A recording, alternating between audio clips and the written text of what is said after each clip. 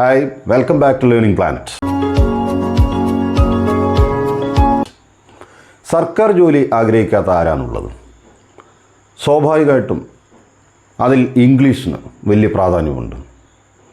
PSC ചോദ്യങ്ങളിൽ സ്ഥിരമായി ചോദിക്കുന്ന ഇംഗ്ലീഷ് ചോദ്യങ്ങളിൽ ഏറ്റവും കൂടുതൽ വരുന്ന ഒരു ഏരിയയാണ് റിപ്പോർട്ട് സ്പീച്ച്.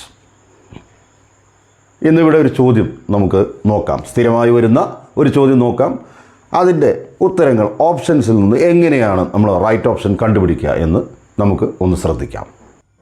നമുക്ക് ഈ ചോദ്യം നോക്കാം. Tom says I am here. അപ്പോൾ ഇങ്ങനെ ഒരു ചോദ്യം വരുമ്പം ഇതിൽ 2 പാർട്ടാണുള്ളത്. ഇതാണ് നമ്മൾ റിപ്പോർട്ട് ചെയ്യുന്ന ഭാഗം. റിപ്പോർട്ടിംഗ് സബ്ജക്റ്റ് എന്നും വെർബ് എന്നൊക്കെ പറയും. ടെക്നിക്കൽ സൈഡിൽ നമുക്ക് അങ്ങനെ ചിന്തിക്കാം. ആകെ ഒരു പരീക്ഷ എഴുതുന്ന കുട്ടി ശ്രദ്ധിക്കേണ്ടത് ഇവിടെ തന്നിരിക്കുന്ന വെർബ് ഏത് ടെൻസിലാണെന്ന് മാത്രം നോക്കിയാൽ മതി. സൈസ് എന്ന് പറയുമ്പോൾ നിങ്ങൾക്ക് ആയിട്ട് അറിയാം, ഇത് പ്രസൻറ്റിലാണ്, സിമ്പിൾ പ്രസൻറ്റിലാണ്.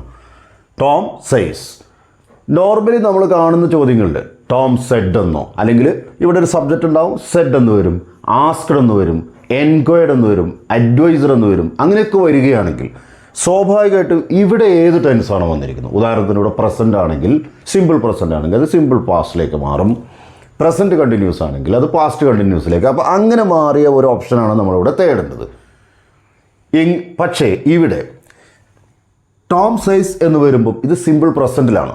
അപ്പോൾ റിപ്പോർട്ടിംഗ് സബ്ജക്റ്റും വെർബും ശ്രദ്ധിക്കുക. റിപ്പോർട്ടിംഗ് വെർബ് പ്രസൻറ്റിലാണെങ്കിൽ ടെൻസ് ഒരിക്കലും ചേഞ്ച് ആവില്ല. ഏത് ടെൻസിലാണോ ഉള്ളത് അതേ ടെൻസിൽ തന്നെ സ്റ്റേറ്റ്മെൻറ്റ് എഴുതണം. അപ്പം നമ്മളിതൊരു സ്റ്റേറ്റ്മെൻറ്റാണ്, സാധാരണ ഒരു സ്റ്റേറ്റ്മെൻറ്റാണ് ഇവിടെ തന്നിരിക്കുന്നത്. അപ്പോൾ ഈ സ്റ്റേറ്റ്മെൻറ്റ് നമ്മൾ കണക്ട് ചെയ്യാൻ വേണ്ടി ഒരു ദാറ്റ് ചേർക്കുന്നു. ടോം എന്ന് പറയുന്നത് ഇവിടെ നോക്കാം, ഈ ഐ എന്ന് പറയുന്ന ആൾ തന്നെയാണ് ഇവിടുത്തെ ടോം. അപ്പോൾ ഐ എന്നത് സ്വാഭാവികമായിട്ടും നമ്മൾ എന്ത് ചെയ്യണം, ടോം ആണ് പറയുന്നതെന്നുള്ളതുകൊണ്ട് സ്വാഭാവികമായിട്ടും നമുക്ക് ടോം നമ്മൾ എന്ത് ചെയ്യുന്നു, ഹീ എന്ന് മാറ്റി എഴുതണം. അതേപോലെ ഹിയർ എന്നത് റിപ്പോർട്ട് ചെയ്യുമ്പം ദേർ എന്നാകും. നൗ എന്നത് ദെൻ എന്നാകുന്നത് പോലെ, ടുഡേ എന്നത് ദാറ്റ് ഡേ എന്നോ സെയിം ഡേ എന്നോ ആകുന്നത് പോലെ നമ്മൾ ഇങ്ങനെയുള്ള പദങ്ങളൊക്കെ നമ്മൾ മാറ്റി എഴുതണം. പക്ഷേ ടെൻസ് ഇവിടെ ചേഞ്ച് ആകില്ല.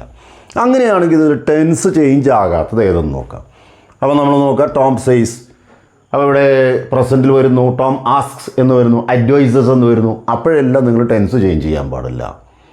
I M waiting for you എന്ന് പറഞ്ഞാൽ അതേ ടെൻസിലാണ് നിലനിർത്തുന്നത്. പക്ഷേ ഐ എന്നത് എന്താവും, ഹി എന്നാകും അല്ലേ. അപ്പോൾ ഇവിടെ നമ്മൾ നോക്കാം, ടോം സെയ്സ് ദാറ്റ്. ടോം എന്ന് പറയുന്ന ആളാണ് ഇവിടെ ഹി എന്ന് മാറി, തേർഡ് പേഴ്സൺ ആയി. ടോം എന്നത് റിപ്പോർട്ട് ചെയ്യുമ്പോൾ നമ്മൾ എന്ത് ചെയ്യുന്നു, ടോം എന്ന് ഇവിടെ എഴുതാൻ പറ്റില്ല, ഐ എന്ന് എഴുതാൻ പറ്റില്ല, കാരണം ഞാനല്ല ഈ കാര്യങ്ങൾ ചെയ്യുന്നത്, ടോമാണ്. അപ്പോൾ ടോമിന് പകരം നമ്മൾ ഹി എന്ന് എഴുതി. ഇനി ടെൻസ് നമ്മൾ ചേഞ്ച് ചെയ്യുന്നില്ല എന്ന് പറഞ്ഞു.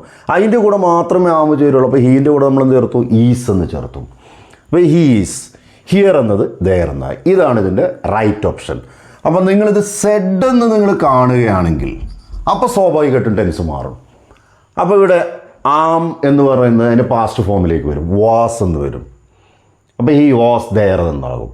അപ്പോൾ നിങ്ങളെല്ലാവരും ശ്രദ്ധിക്കേണ്ട പ്രധാനപ്പെട്ട കാര്യം, റിപ്പോർട്ട് ചെയ്യുമ്പം റിപ്പോർട്ടിംഗ് വെർബ് പ്രസൻറ്റിലാണെങ്കിൽ, അതുപോലെ ഫ്യൂച്ചറിലാണെങ്കിൽ ടോം വിൽ സേ എന്ന് വരുമ്പോൾ അപ്പോഴും ടെൻസ് മാറില്ല. അപ്പോൾ റിപ്പോർട്ട് ചെയ്യുമ്പോൾ ടെൻസുകൾ മാറുമെന്ന് പറയുന്നത് പാസ്റ്റ് വരുമ്പോൾ മാത്രമാണ്.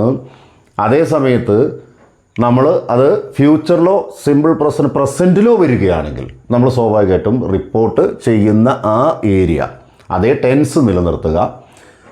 നൗൺസ്, പ്രോനൗൺസ് അങ്ങനെയുള്ളതൊക്കെ ചേഞ്ചസ് നമ്മൾ ശ്രദ്ധിക്കുക. അപ്പോൾ പ്രോനൗണുകളുടെ ചേഞ്ചുകൾ മാത്രം ശ്രദ്ധിച്ചാൽ മതി.